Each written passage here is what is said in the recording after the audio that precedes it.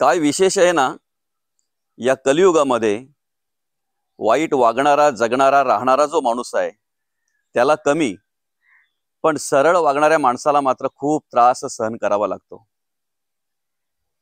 एकदा एक घनदाट जंगलातून जात असताना निरीक्षण केल्यानंतर समजलं, रानामध्ये, जंगलामध्ये अनेक गाठीची, वेडीवाकडी, काट्याची झाडं असतात, पण त्याच झाडांना तोडलं जातंय जी झाडं सरळ असतात।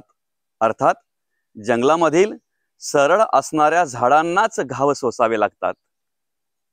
तसं सरळ वागणाऱ्या, सरळ राहणाऱ्या, सरळ जगणाऱ्या माणसालाच अधिक त्रास सहन करावा लागतो। आजच नाही, चारही युगाचा निवाडा जर आपण घेतला, चारही युगाचा आपण जर विचार केला, तर आतापर्यंत सरळ राहणाऱ्या माणसालाच त्रास झालेला आहे। रामकृष्ण हरी।